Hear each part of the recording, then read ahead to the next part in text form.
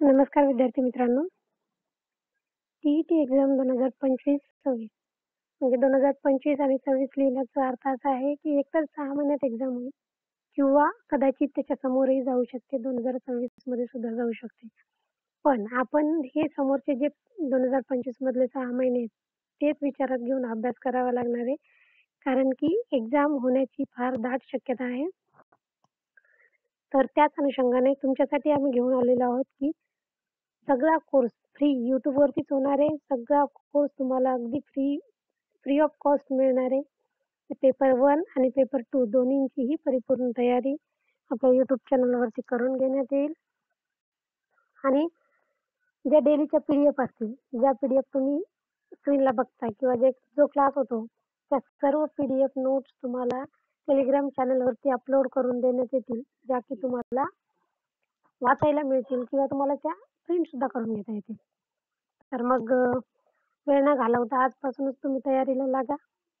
कारण की खूप कमी वेळ राहिलेला आहे आणि आजचं लेक्चर फक्त आपलं की तुम्हाला म्हणजे एक्झाम होणार आहे, तुम्ही तयारीला लागा किंवा हा कोर्स तुम्हाला YouTubeला फ्रीमध्ये मिळणार आहे, यासाठीच दिलेला आहे. आजचं लेक्चर, उद्याचं लेक्चर, परवाचं लेक्चर किंवा उद्याचे 2-3 लेक्चर हे तुमचा जो विषयाचा सिलेबस असेल तो इंट्रोड्यूस करून देण्यात येईल. त्यानंतर आपले क्लास हळूहळू सुरू होतील. जर तुम्हाला खरंच तयारी करायची असेल, तुम्हाला कोर्सही जॉईन करायचा असेल तर तुम्ही इतर ठिकाणी कोर्स जॉईन करू शकता. पण तिथे तुम्हाला सगळं काही फ्रीमध्ये मिळणार आहे. तुम्ही ते कंपेअर सुद्धा करून बघू शकता की तुम्ही जे कोर्समध्ये शिकता ते आणि जे तुम्ही इथं फ्रीमध्ये आपल्या YouTube चॅनलवरती शिकता ते दोन्हीचंही कंपॅरिझन करून बघा मित्रांनो आणि तुम्हाला जे छान वाटेल ते करा. शेवटी तुम्हाला जर व्हिडिओ आवडला तर लाईक आणि सबस्क्राईब करून घ्या. म्हणजे या समोर येणारे व्हिडिओ तुम्हाला रोजच्या रोज मिळत जातील. तर मग सुरुवात करूया. तर बघा, पेपर 1 साठी जे विषय असतात ते आपण अगोदर समजून घेऊ.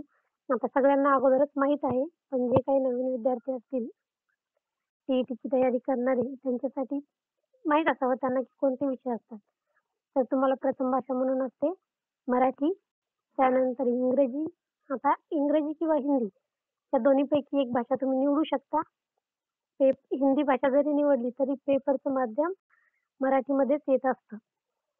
तिसरा विषय आहे गणित, चौथा आहे बालमानसशास्त्र आणि 5वा आहे परिसर अभ्यास. आता ह्याचं गुण वगैरे कसे असतात हे मी तुम्हाला समोर सांगणारच आहे.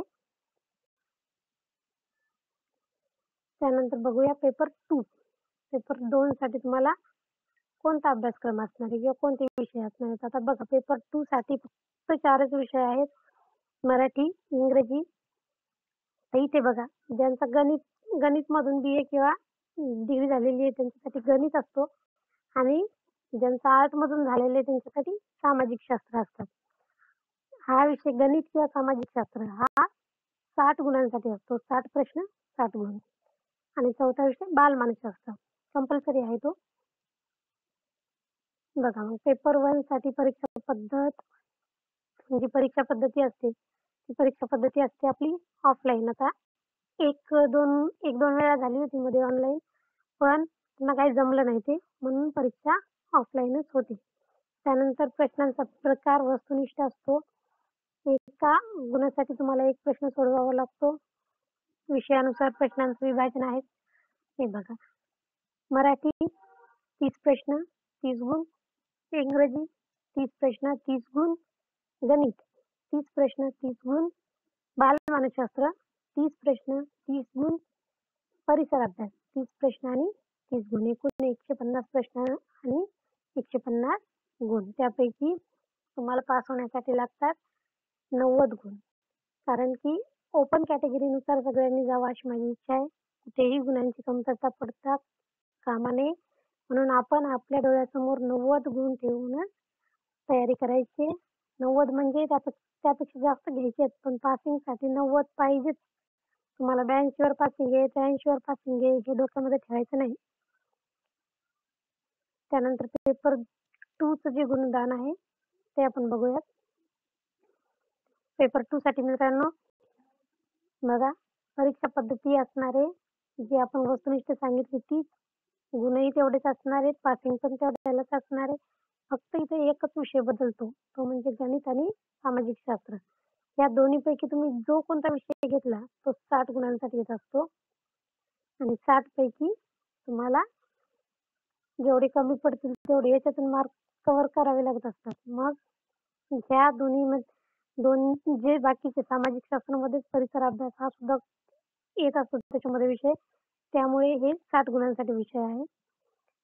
तर मग विद्यार्थी मित्रांनो, असा हा परीक्षेचा पॅटर्न आहे. अगदी थोडक्यात सांगितलेलं आहे, जास्त डीपमध्ये सांगितलं नाही. मग तुम्हाला कोणत्या कॅटेगरीनुसार किती किती गुण लागतात वगैरे ते सगळं तुम्हाला माहितीच आहे.